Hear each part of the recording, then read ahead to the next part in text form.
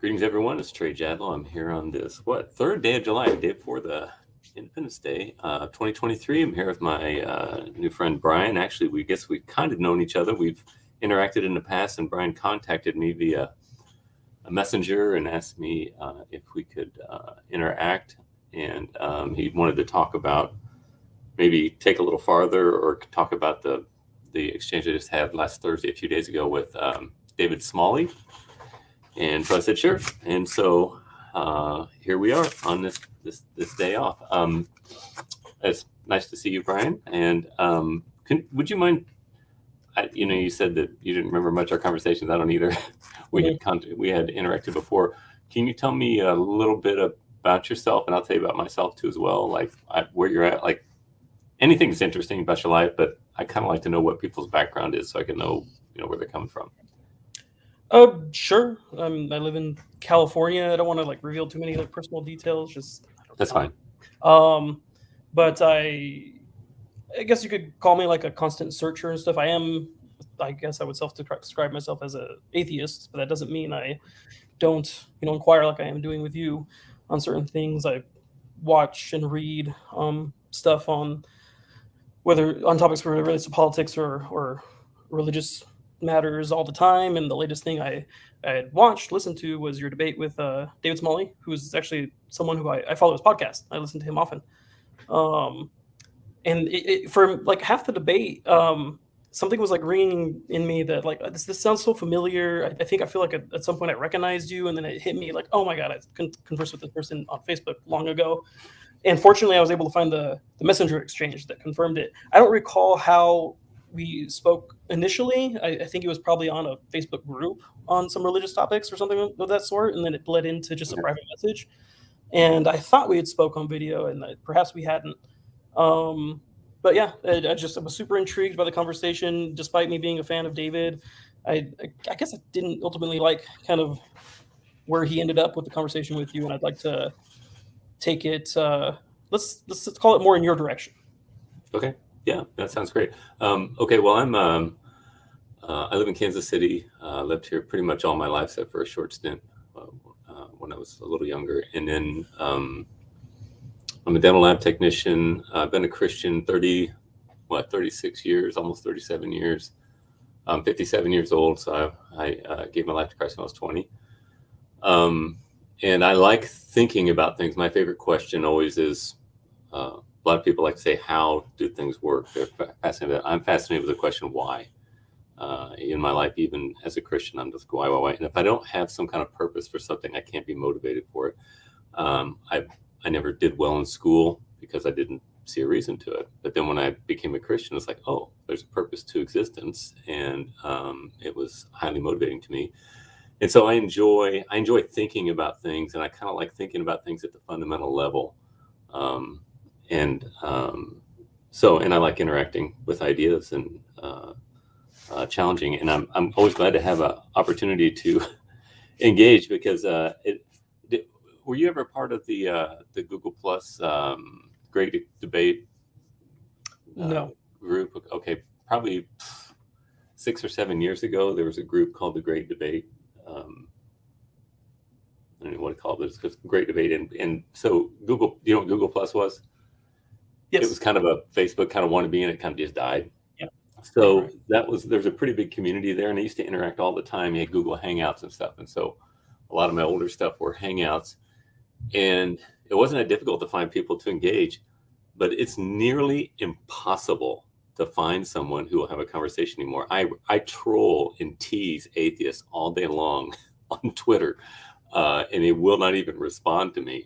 Aaron Ra, I tried to get him, and he said, first he said yes, and he said no, and he blocked me. Anyway, I always enjoy having a conversation if somebody wants to, because it's just, I don't know exactly what it is, but it's very difficult to find atheists who actually want to engage in an intellectual level, which it didn't used to be the case. Oops, I did something here. Hold on. Okay, I'm back. So anyway, okay, so with the exchange with David, did you understand that from my perspective, I felt like David was just trying to change the subject because he couldn't answer the arguments. And as I stated, the topic of the debate was is Christianity true? And I grant that I have a burden to demonstrate specifics of Christianity, if that's what I'm defending. But as I stated in that exchange, that you first got to have a God to give a word if you're going to have the word of God. And so therefore, I start with God as my first premise to demonstrate. And why it's important for me to do that is because my argument for the existence of God is not evidential, okay? I'm not trying to give evidence from my perspective. I'm actually giving proof for my evidence. It's a mathematical proof, and it cannot be questioned without denying rational coherence. And so I've been doing this for 13 years or more. And I not only have this argument has never seen a defeater, I've never even had a serious challenge to it, not once. And I think I mentioned that to David too. And it's because you cannot deny it. If you're going to have dependent being, you must have independent or necessary being. And we all grant that we exist. And if we exist, then there must be something somewhere that has the attribute of self-existence, because otherwise you have to say that dependent being created itself before it existed. And so I'm like a dog with a bone on that point, because that's really everything there. And I looked at the comments on that video, and people are steaming mad. Of course, they always are. All my videos that I do, people are angry and they hate, all stuff. But I'm not interested in a popularity contest. I mean, I don't want to be a jerk or anything like that. But I want you to give me something that's reasonable, and don't tell me that I'm not supposed to believe something because you have an emotional aversion to it. I need to know what's true in my life. That's what I want more than anything. I want truth. And I also want what is good. I want what is beautiful. I call them transcendentals. Those are the things that I'm searching after. And atheists boast about truth, and I think it's hilarious. They also have a very dry sense of humor, and they love sarcasm unless it's turned on them, and then they melt into a puddle of tears. And it always cracks me up. About that. It happens all the time. They got some, even people in the video that I did with, of course I didn't read all the comments, right? Some of the comments in the video with David, and it's like, if you ever have him on again, I'm never going to watch you again. I mean, just the tears are streaming, and these people, it's like, I mean, it's just a flippant comment from some random person. I don't There's really a bunch of them, though. Yeah, Yeah. but I have, Bryan, I have this all the time online. People just they. I'm sorry, I got another video that keeps coming up here. Anyways, people just they have no sense of humor. It's so funny because I have a very dry sense of humor, and I love to tease, and I don't mean to be mean or anything like that. I just like to laugh, and I like to have a good time. And it's funny, but atheists, they're all about that until they get cornered somewhere, and then they get all offended and mad, and it happens to me all the time. I don't know if you can just blanketly state that it's atheists that do that, because I feel like you're describing in somewhat me. Like I'm an atheist, right? I'm a self-described atheist, and I have a dry sense of humor, sarcasm all the time. Exactly what you're describing. And when it's turned on me, I can have fun with it all day. So yeah, I'm not saying they're. Let me say this. I guess the reason I'm highlighting atheism is because that's their shtick. It's like, grow a funny bone. No, for atheists, they have a very dry sense of humor, and they love to have sarcastic humor. It's just part and parcel. Now, for example, I'm sorry. What's your definition of an atheist? Someone who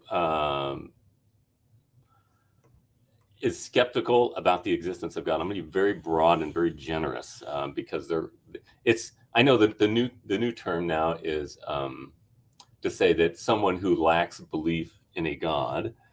I think Ben Watkins can't stand that, but I don't have a problem with that. A lot of people say it's, but I mean, but strictly etymologically speaking, to be an atheist is to say theism, there is no God, and everybody knows that you can't say that, because in order to Well, say that, you have to know everything about everything. no, So no, most that's people hold to like a hard agnosticism or something. it's not. Yeah, I know what you're talking about with the etymology of it, but it's describing what the person's belief is they're without God, as in they don't believe in a God. That's simply it. And Right, but you would agree that nobody could authoritatively say there's no God. sure, That's all I'm saying. I can probably make an authoritative statement about a specific God that's described to me, possibly. But if we're just talking about generally speaking, a God, like any God that could possibly exist, yeah, it'd be difficult for anyone to make an authoritative statement about that. Yeah, so that's all I'm saying. Mhm. So if you want to be strictly, and if you want to be careful with your wording, you would basically say, Yeah. like you're an agnostic or a hard agnostic or something like that. Sure. Yeah, Um, that's I'm fine with yeah, that too. And then I'm just kind of pushing back a little bit already, because you're describing atheists as though they all have similar traits in humor and such, and they don't. Not at all. no, They're- it's a generalization. Of course, I can't make an authoritative statement about every single person. I'm saying, and the reason you did. I'm picking on atheists is because they have a tendency to have very thick humorous and to make jokes, and they're just known for that. Now, for example, Christians are not. Christians are generally easily offended, and so that's why I'm not picking on them, because they don't claim to have that. So when they claim this as their kind of modus operandi, and then they're inconsistent with it, I just chuckle, and I'll tease them about it too. I say, "Man, you have no sense of humor," and for me, a lot of this social media stuff, interaction, to me, it's like fun. I enjoy like WWE type stuff to a certain degree. It's just Yeah. like I enjoy that, and of course, with current social media, it's kind of harder to do because you get smacked down for if you don't say the right words. But it didn't used to be so much that way. It's like you could really enjoy yourself and have fun. But Well, anyway, there's that's all I'm saying. And I'm not saying, I'm not linking all atheists. I'm just saying as a general statement that of the people that I interact that call themselves atheists. there you go. If we're going to be careful with our words, then I think that what you just said is just fine. Okay. Mhm. I didn't mean to Yeah. get tied up there. It's just No, that's fine. yeah. I appreciate So that. to kind of respond to some of the stuff you said, though, yeah, I do believe I understand where you were getting at in the argument you were trying to present with David, for sure. Um, I think where his frustration was, and I wish he had said it out loud, because I'm pretty sure if we brought him back into this conversation, he would agree with this statement, is that you were having difficulty allowing him to just entertain the hypothetical for the sake of continuing the train of thought on your argument. And then I can't recall a specific instance. I just vaguely remember it happening, and I could be wrong. I think you were having trouble yourself entertaining hypotheticals he was bringing up, and having discussions like this, that makes any discussion just just run into a brick wall if we can't do that for each other, if we need to. Mhm. I don't know if you agree with that. Yeah, no, yeah, I mean, that's fine. We can for a hypothetical, but the thing that I struggle with is because the argument is analytical, I Mhm. would like you to at least concede that it is an argument that cannot be defeated. Well, let's see. Well, go ahead and give your rebuttal. Wait, rebuttal to what though exactly? For the existence of God that I get, or maybe would you like to go through the whole thing again?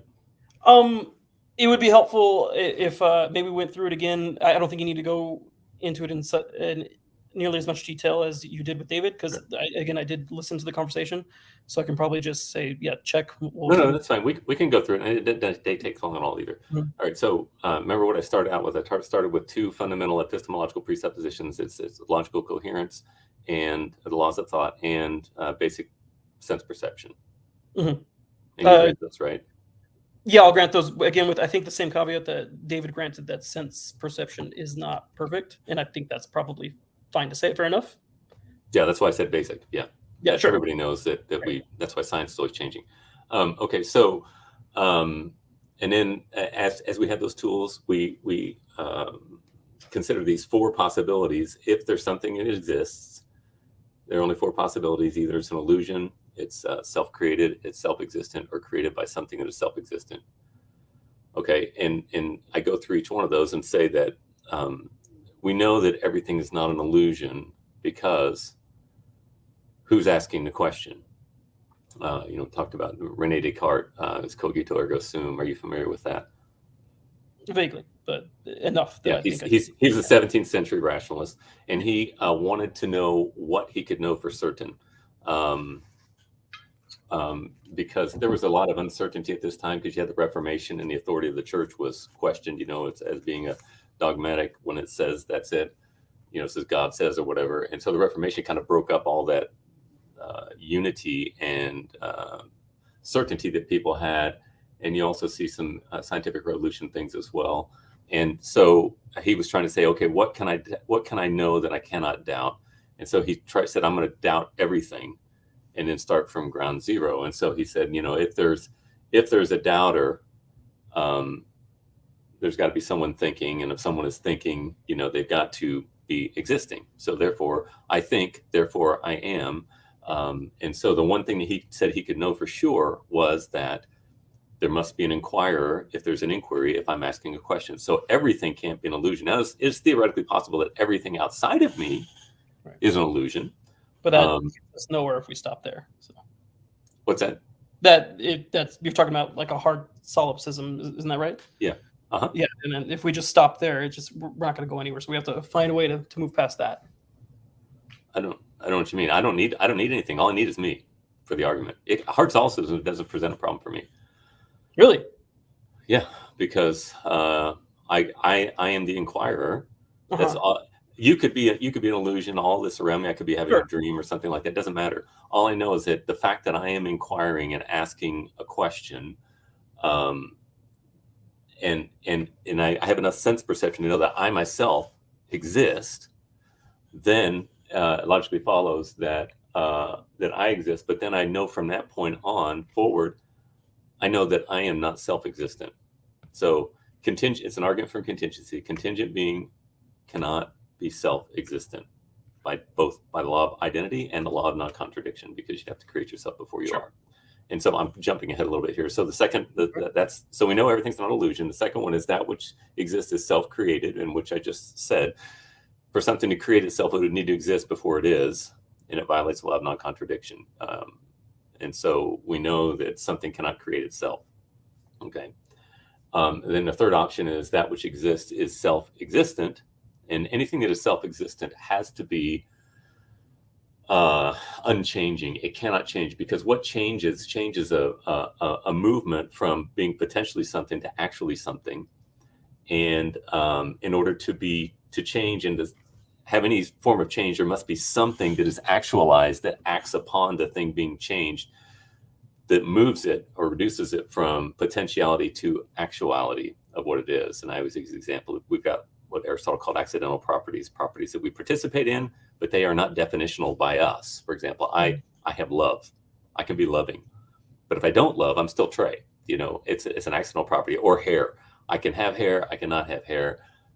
They're accidental properties. I don't have those. But I was moved to a new state of being either love, something outside of me affected me in such a way that either made me move toward it or away from it, because love is going to be, warming towards something or forward, and I move me to a position of hate. Or my hair, I can actually have some things within me, but and also things outside of me that are moving me from the state of potentially being bald to actually being bald. And so it requires complexity and being contingent upon something that's actual, that is actually in a state that is bringing you to this new state of existence. Okay. And so anything that changes cannot be self-existent. So even matter energy cannot be the ultimate reality, because it is changing. And you cannot have turtles all the way down, if you will, of contingent being affecting. This is what people want to do. They say, I say, well, where'd you come from? Oh, my parents. Okay, where'd they come from? Keep going as long as you want, whatever. Mm. There's got to be some point at which a dependent being is required to be dependent on something that is independent. Otherwise, it would not be.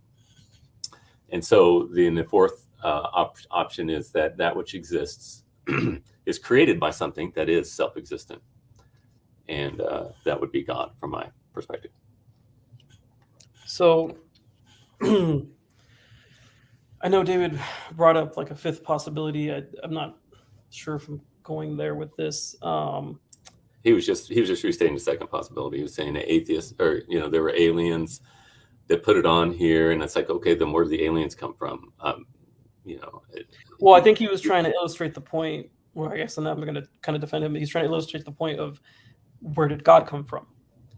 You're defining God as the self-existent being, though. Like, fair enough, but then that just sounds like special pleading. How so? That It's a logical necessity. So you say. I don't. Why can't just the universe, just the one step before God, or just I'll call it God for short, but a creator, right? Why can't the universe just have always been? Because it changes. It's dependent.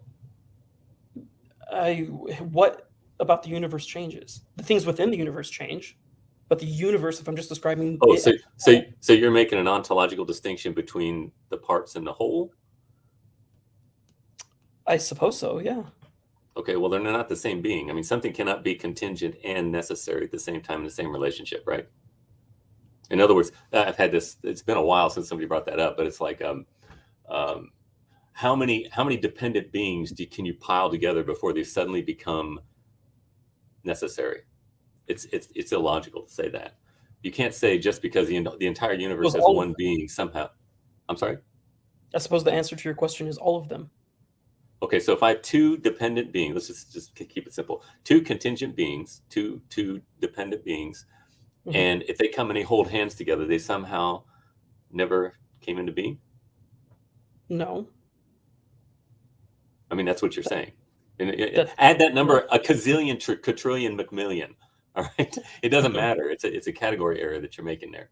Well, no, because I think what I'm describing, and I'm just describing the possibility. I'm not even sure if what I'm trying to defend here is necessarily the case. And I do want to move past it in a second, maybe just grant you the premises, but I'm just trying to entertain this for a second.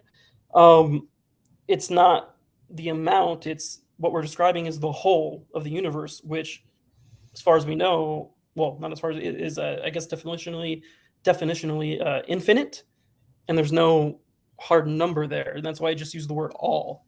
What in the real word I was looking for there is infinite. Okay. I don't see the logical issue there. And if you could help me out with that, I suppose, then.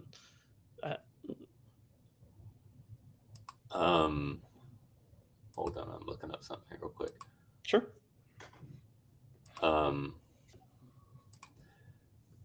So, okay. What do you mean by infinite? It's a conceptual. It's just a concept of everything, isn't it? Okay, but are you infinite in your being? No, I am not. 1 second. Hey, I told you. Sorry, my boy. So, you're not infinite, then isn't that what you're referring to as the universe? I am not referring to myself as the universe. I'm within that infinite, I suppose. Yeah. Okay, so the infinite is distinct from you. No, it's comprised. Okay, so you're both infinite and no. What? You are infinite and you are temporal. Okay, when you say you, what are you referring to? Just me as this person, this human being? Yeah, because you're saying the universe is infinite, and you're saying you're a part of the universe. And then I asked if you're making an ontological distinction between the infinite and the temporal, and you said no. So, what do you mean by a difference between the infinite and the temporal? Meaning, well, you're saying the universe is infinite. Yes. Okay. Tell me what that is infinite, because it's not you. Correct. Oh, so you're not both infinite. So there's you're making an assumption, or you're making an assertion that there's both infinite being and temporal being in the universe, and you belong to the temporal being. Temporal meaning like one day I will cease to exist. Contingent. And Yeah. contingent. Sure. Yeah, you're dependent in your existence. And the infinite is self-existent, right? I Because would anything that's contingent is dependent upon something outside of itself, and it is limited. But you're making an I'm assertion to dependent something on that's something unlimited. outside of myself insofar like me being able to speak and continue to live is dependent on, you know, oxygen and food and such, right? Mhm. Yes. But nothing about the universe is contingent on anything like that, correct? Why would it Nothing. be? Say that last statement. Nothing about the universe as a whole is contingent in the same way that I am. Isn't that right? Why would it be?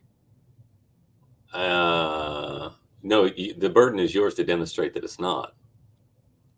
It's a different being than you. It's different, completely It's different what do you mean by categorization. It can't. being? It's unchanging. There's two types of being. I mean, there's two types of categories: being and non-being.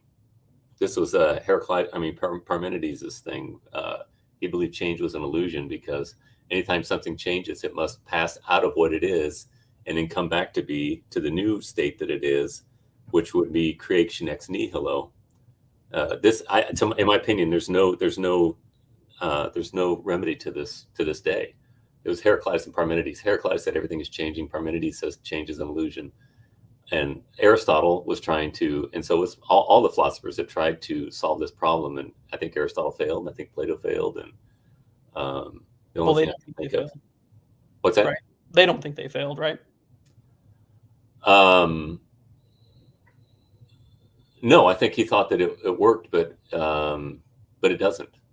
It doesn't So you really say. matter what somebody thinks they do, but whether Correct. it's logically coherent. Yeah, no, I think you should reflect on your own words. What do you mean? I mean, I can demonstrate why Aristotle was wrong. You see the difference? but he can demonstrate why he's right, and I'm sure if he could speak to you today, he can No, demonstrate no, why you're wrong. no. Well, okay, but what you're saying basically is truth is whatever we want to think it is, and it's not true. That's There's an not at objective all what I said. reality. That's not at all what I said. I actually think that's kind of what you're saying, in a sense. Okay. So I need to reflect on that why. Well, it comes off as a tad arrogant, don't you think? It just sounds as demonstrate though, me what. Tell me how I'm wrong. well, I don't need to do that to demonstrate that you sound arrogant, though. Oh, I sound that way. So you have an emotional reaction to what I say, and somehow that makes it valid. No, wait, why is that emotional? Okay, well, give me the reason. Why am I wrong?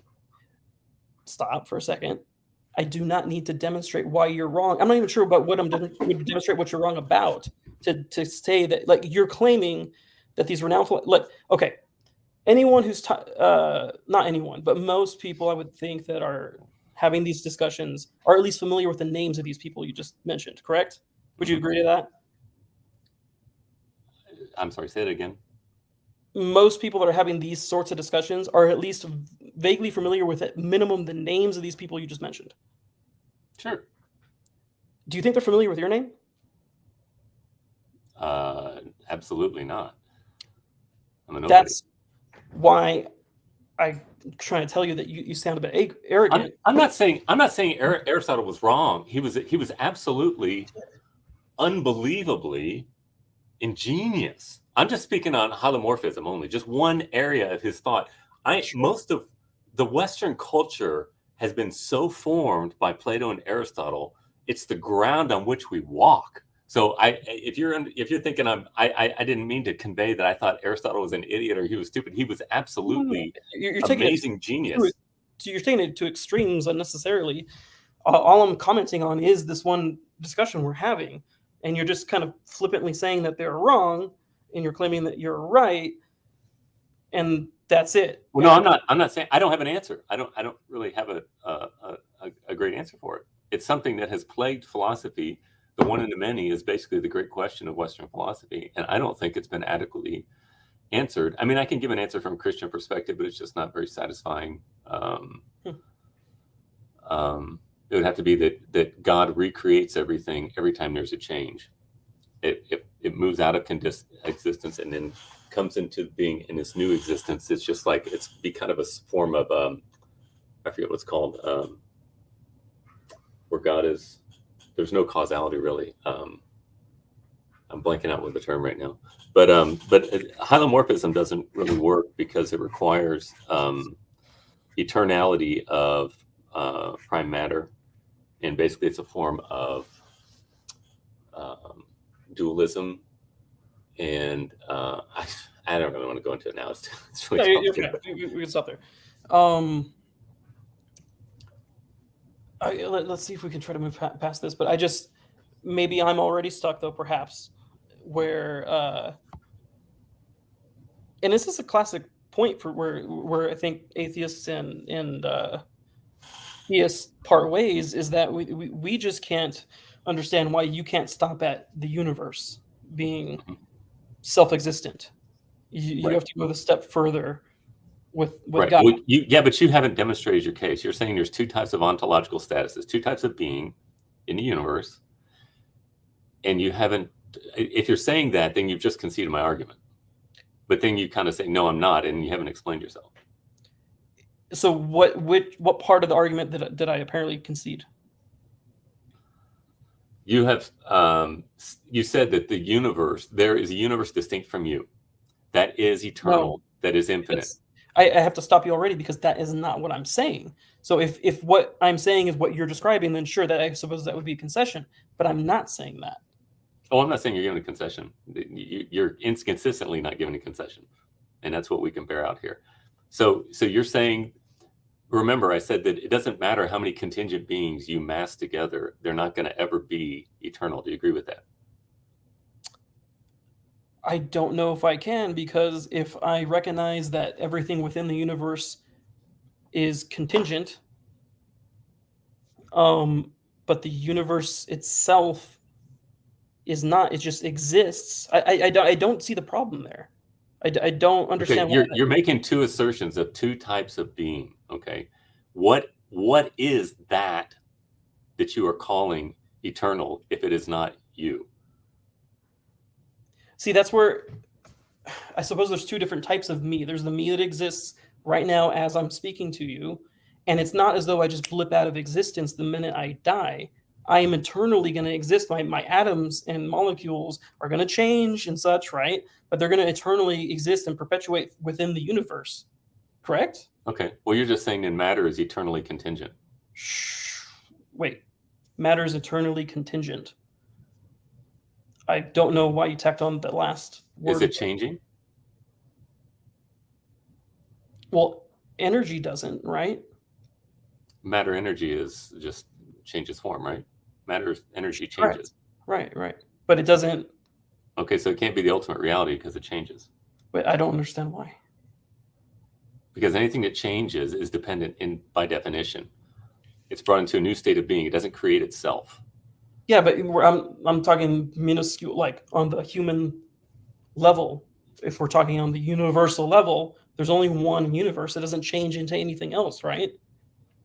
Well, you're defining universe as basically all that is, right? Correct. Okay. And did that all that is every article of that all that is it dependent or contingent? I don't have a reason to believe that it is. Okay, so it's self-existent then. I believe so because I don't have a reason to believe that it is contingent. Yeah, that's Okay, so then you're self-existent. if you well, no, I as a part of all that, sure, you could sort of say that, but me myself, just this being right here that you're seeing in front of you, absolutely not. So you have there's two types of being that you. You're both self-existent and you're dependent. No, not really, because the one you're describing is the one that's connected to the whole universe, right? That's an a never changing part of the universe. Like the universe, you could say I'm anthropomorphizing doesn't really care what form I am in as a part of it. That's the part that's not changing. But me, the way that people would understand who I am, Bryan, yeah, I change and I'm contingent, sure. Okay, so you're making a distinction of being, and you're saying that you yourself are both self-existent and contingent. But I'm not. Well, you can't be. Uh-huh. So you agree that that doesn't make any sense? Well, maybe I can do, I don't know if this will help. Like, what am I? How do you view me as a being? What makes me me? Well, from a Christian, I would say that you are a body soul composite, which Aristotle would say too as well. Okay, I can stop right So there. there is a part of you, your form and matter. So I'll tackle the body part. If I lost my arm today, am I any less me? No, because your arm is an accidental property. In other words, Right. you don't have it. But is there a part of you that without it you would cease to exist? My arm? No, Okay. because you still live without your arm. Let's say we cut your head off. But if we removed the oxygen from this room and it was vacuum sealed, my consciousness would just blip pretty quick, right? Mm-hmm. And I would probably, in the way that you would describe me as being me, would cease to exist. Yes, you would be your soul would cease to exist as a part of your body, from my perspective. Right. So I'm more your person. I'm more connected to this very common element within the universe that's around me, oxygen, than I am with my own arm. Oh, I wouldn't say connected. I'm saying dependent upon. Sure, that's fair enough. Your arm is part of you. Oxygen is not part of you. Right. But I'm contingent on the oxygen. I'm not contingent on my arm. That is true. It is a necessary condition for your existence to have oxygen. It's not a necessary for you to have your arm in order to be. So in the same way, and maybe it's going to sound a little funky, the universe isn't contingent on me as though I'm its arm.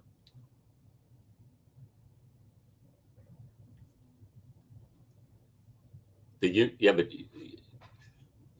again, you need to give me definition. What exactly is it's kind of like asking, what is a woman? What is this thing, the universe that you're referring to? Tell me exactly what it is. It's something that's not you. It's everything. But okay, so it's everything that we understand the universe to be comprised of at this very moment. It's not contingent on me existing as Bryan in front of you right now. It is, I suppose you could say it's not really contingent, but since I'm a part of it, I'm going to be in there somewhere, dead or alive. Okay, so but the part, you're saying you're part of it. So whatever you're calling the universe, it's made up of eternality and temporality.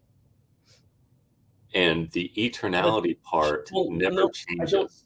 I don't think so. So maybe I'm just having difficulty with when you're using the word temporality. Contingent. I mean, time is just a measurement of change. It's a measurement of contingent being as it relates to itself. Right, but as physicists currently understand, space-time are one and the same, right? I don't know. Are you comfortable if we just... We're in a space-time continuum. Yes. But I don't know enough to say that space and time are exactly identical. Okay, so one and the same is probably not the right way to, but they're because you're familiar with relativity, no? No, not really. Maybe that's something that you should look more into physics, because maybe that's where some of the disconnect is happening. Physics is the study of physicality or material world. By definition, that which is physical changes and is contingent. This is why materialists are rather incoherent. So you say. Um, I knew I'd offend you with that. To me, I make statements like if something is really clear to me, I just say it. Trey, You you know. didn't offend me. I don't know why you said you did. Well, I mean, it sounded kind of arrogant the way I said that. It did. Okay. I just, if you just say something, I'll probably follow it up with "so you say," because you sound at times quite arrogant, where you're just putting these things out there as though you're necessarily correct. Yeah, and I could be wrong about everything. I've always stated that. But if something makes sense to me, Mm-hmm. I don't understand why people should be apologetic about saying that they think it's true, that they're convinced it's true. I think it's fine. I think Sure. but I'm provisional. I'm open to changing my mind, but you got to give me the reason for it.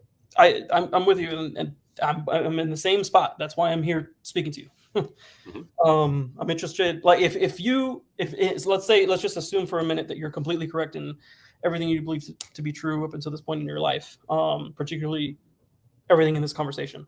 I would like if you would help me to get there myself, Sure. right? Yeah, and I feel the same way.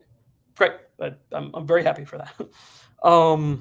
Let's because I don't want to get stuck. I really don't want to get stuck because again, I think this is what I was a little upset about David. He kind of, I don't want to say it was his fault necessarily, but he kind of put his foot down.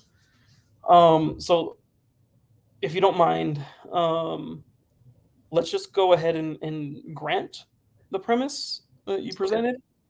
Okay. Because I don't have the biggest issue with it, because I could be wrong in everything I was just saying, and that could be true. I'm personally having trouble getting there, and maybe I will, but let's move on. Let's go to the next point. Okay, so we're making a case for the creator of the universe and sustainer of the universe also being the God of Christianity. Okay, and so the next step that we need to establish is that ultimate reality is personal and or volitional. Okay, and like you made the statement, you said the universe doesn't care. You know, the problem with that is that have you ever heard of the principle of proportionate causality? I don't think I have.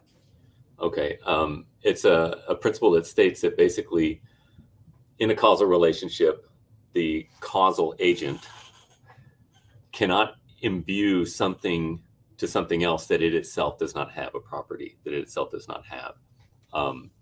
So, for example, I use the example of rocks do not create philosophical societies. Okay, and so if the ultimate reality that gives rise to all that is and sustains all that is impersonal, what would the universe be characterized by? It would be impersonal, right? Because it does not have the capacity. Let's say teleology, tell us it's a purpose. There would be no purpose, no goal. Okay. Are we having a goal with this discussion? I would think so. Yeah. So there's another principle that says a Gary Sequitur essay, work follows being. Okay. Something acts according to its being. Apples produce apple trees and not elephant fetuses, or something like that. So if the universe is impersonal in its ultimate sense, then there would be no purpose or teleology in it. But since we are having purpose by having this conversation and conceding that we have a goal in mind through this conversation, then there must be something that is eternally teleological. Would you grant that?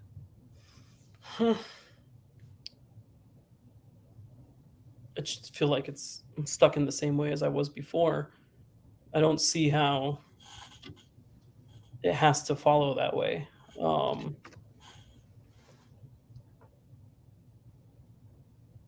Because as far as I'm concerned, we're just, well, I don't know. Does a goldfish have a purpose in the same way? Let me say yes. Let's imagine this. I always make fun of Darwinian synthesis. I don't think it's an inadequate view. I think it's ridiculous, and I think it should be made fun of at every turn because it's so stupid. You mean When you say Darwinian synthesis, do you mean evolution? Yes, and I don't mean natural selection. Of course, that's a scientific verified fact. But the idea that purpose can instantiate unintentionally is just stupid. Again, it violates the law of identity.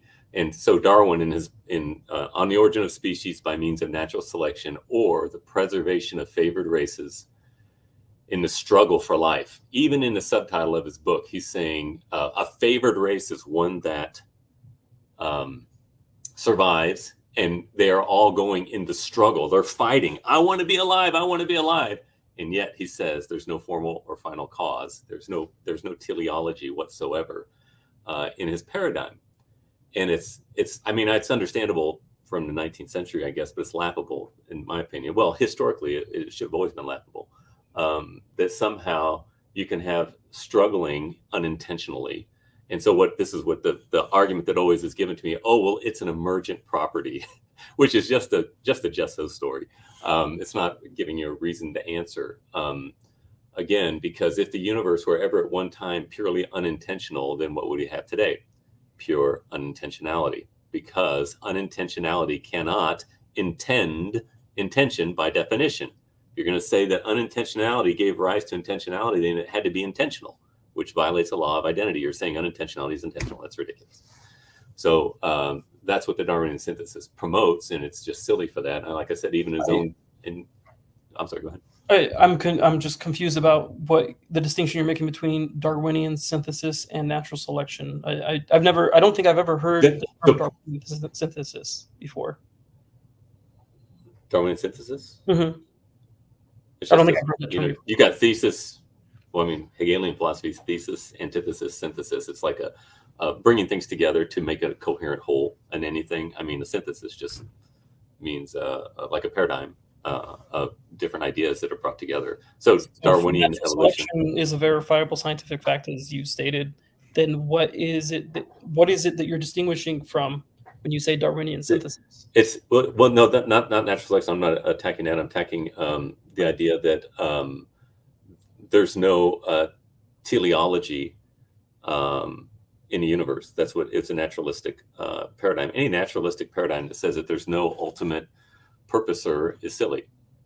Again, because you're violating the law of identity. You're saying the universe unintentionally intended intention.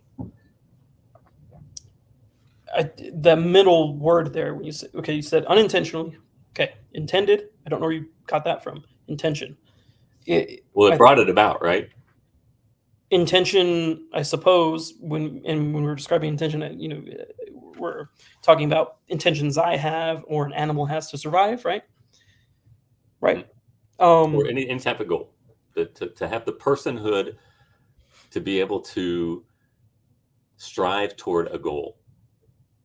Mm-hmm. Yeah, nothing as far as I know, within the paradigm you're describing, nothing intended that. Right. But I don't see the problem. I don't see how that's a violation of the. What was law of identity? Yeah, right. Okay. How is that a violation? So you're saying that unintentionality can be intentional? No. Okay. Do you agree that there's some time in the past where there was pure unintentionality?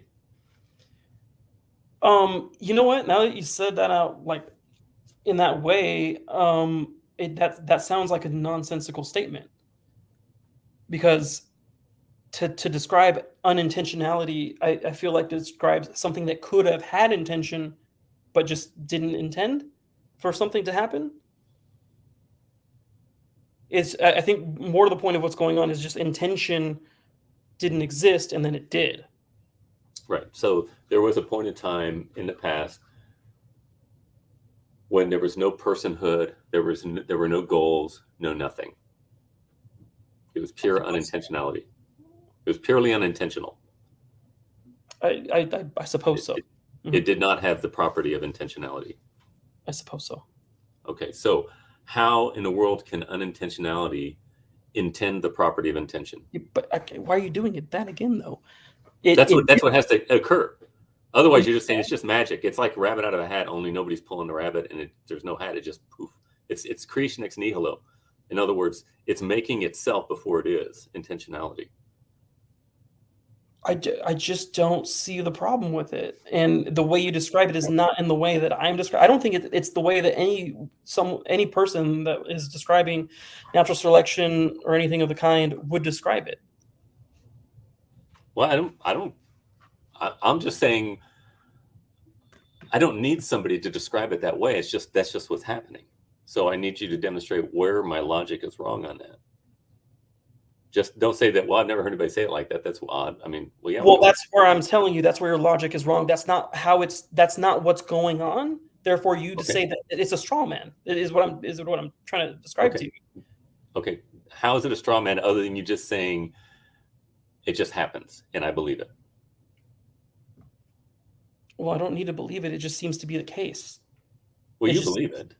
You believe your perspective. I believe mine. But you're not giving a reason why you believe it. You're just saying, well, somebody told me that's the way it was, or I just accept it by blind faith. That's not what I said either, though. No, I'm saying, tell me how it works. How can unintentionality be intentional? I can't, because that's not what I or anyone else I don't believe is saying. What seems to be the case is, we'll just confine it to the Earth. It's just easier to speak about for me that way. Is that for some billions of years, I suppose, there was all kinds of magma displacements and lightning strikes and such, right? And somewhere along the line, the conditions arose to produce some modicum of what we would describe as life. And then that life obviously would not have persisted had it not acted in a way that would make it persist, and then further developed traits that would make that more advantageous to itself and then its variants and so on and so forth. That's like, is that fair enough? Does that sound like a very layman's way of describing evolution? Well, yeah, that's how evolution is described, and it's just a just so story, though. You remember Rudyard Kipling's "How the Leopard Got His Spots" or something? You just make up these silly stories it's just fanciful. No, but it's not a story. There's all kinds of evidence that supports all of that. Really, what evidence? Do you agree that empiricism is based upon rational coherence? Sure. Okay, it's a rationally incoherent assertion to say that intentionality can arise unintentionally. But it didn't. That's you're repeating yourself. Oh, it arose intentionally? There are only two categories. Either it arose unintentionally or it arose intentionally. Or it just arose? Like, why is that not an option? Well, you're just saying I'm not going to look behind the curtain there. I'm just going to say I'm just going to take it because it's convenient. No, actually, I like that. I like that that metaphor, because this is where I feel like the problem is, if there's a curtain to be behind with something that can intend, right? Mm-hmm. I think what you're assuming here is that is necessarily the case. There was either something that intended or something that just lacked its that didn't choose almost to bring its intention forth. But what I'm trying to tell you is that curtain's not even fucking there. It's there's no curtain to be had. We're just living. The curtain for me is just a question, and it's a question toward rational coherence. And you're saying, well, I don't want to ask that question. I just want to say it happened. No, I'm not saying I don't want to ask that question. I'm here asking that question. No, you're not saying that. But that's you're not admitting that. But that's what you're doing. What? Wait, what am I not admitting? You're just saying intentionality just happens, and I don't need to ask any questions because it just did. No, I didn't say I didn't need to ask any questions. I suppose there could be a question there. I just don't see why. The question is a curtain. What? You were saying there's no curtain, and I'm saying the question is the curtain. And you're saying, and you just don't want to ask the question. You don't want to look behind the curtain. Well, okay. I was writing on your metaphor there, and I think you just kind of said it. The question is the curtain after the fact, where that's not my interpretation of what it was. I feel like the curtain was. I don't even know how to describe it. This is kind of like. Well, anyway, let's get back to the meat of it. what I need to grant you is that none of this could have arose unintentionally. That's the core of it, right? Um, Intentionality cannot instantiate unintentionally. Right. So therefore, none of this could have arose unintentionally. Right. If there's intentionality, there must be something that's eternally intentional. Intentionality is a function of personhood, of mind. So there must be some eternal personal mind if there's intentionality today, according to the principle of proportionate causality. I feel like there's like leaps you're taking there, though. But like plants don't have minds, but they certainly have intentions. Some. What do you mean? Like a Venus flytrap can react to certain chemical processes when it detects like a fly land on itself, right?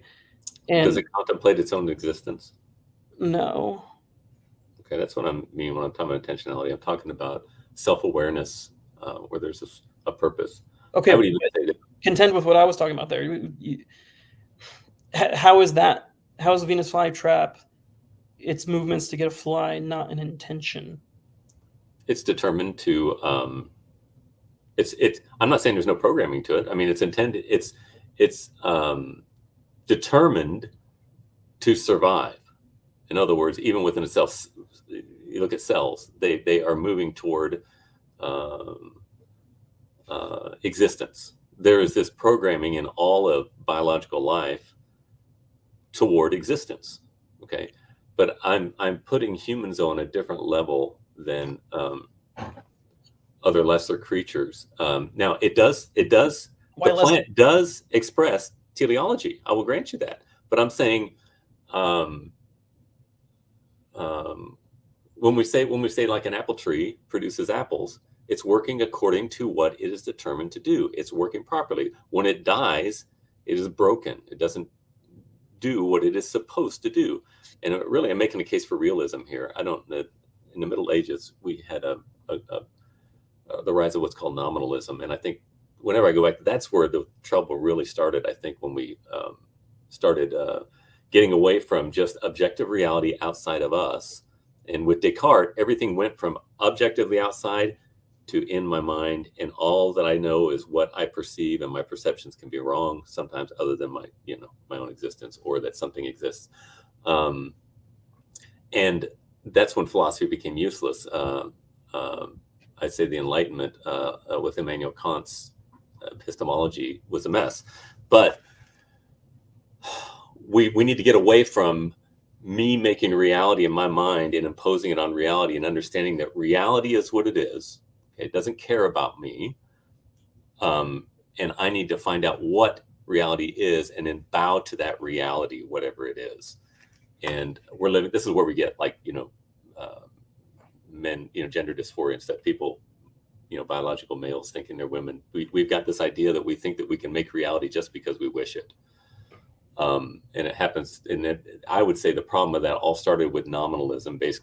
Nominalism says, how do you know something is real? Well, or how do I know what something is? And it's because I name it. I'm able to give it meaning by my naming it. Whereas before you said basically realism, which is basically Platonism, something is what it is because it just has a nature to what it is, and there is a perfection of that gives life to what that is. I'm kind of going off on a rabbit trail here, but it's we need to get back to objective reality outside of ourselves and stop thinking that we have more power than we really do. So why can't I grant everything you just said, except for maybe the gender dysphoria stuff, which we can talk about if you'd like, but maybe later. Yeah, that's okay. That's fine. Why can't we just describe humans, because apparently everything else is lesser, as having that same mechanism and drive for survival that's unintentional, though in the same way that you described others? Well, but we have it today, right? Have what? Intention to survive. We have what we do. So I'm speaking in the context of what the question we're trying to answer right now. We have what we would describe as intention, I suppose, but that could be an illusion. Now we're talking about free will being an illusion, though, maybe. But And we can't live consistently with that. why not? Are you willing to do away with the justice system? That's a whole other discussion as well. Well, that's what you're saying. You're saying justice is not a what real I'm thing saying. because free will is not a thing. Trey, No, I'm just saying that's the implications of what you're saying.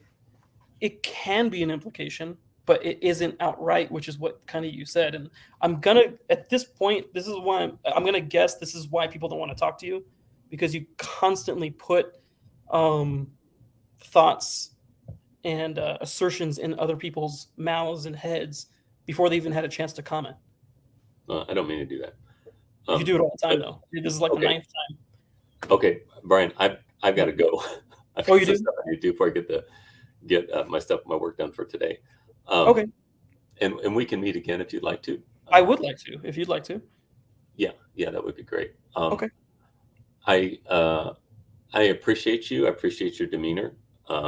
You're very generous and kind, and I'm sorry if I'm putting ideas in. If I'm asserting things about you that are not true. That's not my desire. I don't want to do that. I appreciate you. Yeah, and I just have a very black and white personality, and sometimes it's kind of obnoxious. But I don't mean to be that way because it's not helpful. And I putting words in your opponent's mouth is not going to get you anywhere. And I can assure you, I'm not trying to do that as some kind of a tactic. Okay, and I'll take you at your word. word. Misrepresent you. Yeah, I appreciate you saying that. So, but anyway, we sometime soon here we'll do it again, and we'll just pick up where we dropped off. Okay, and, I'll catch you on we'll Messenger, and we'll figure out the time. Okay, all right. Thanks, All right, Brian. thanks Have a great holiday. All right. Yeah, you too. All right, take care. Bye.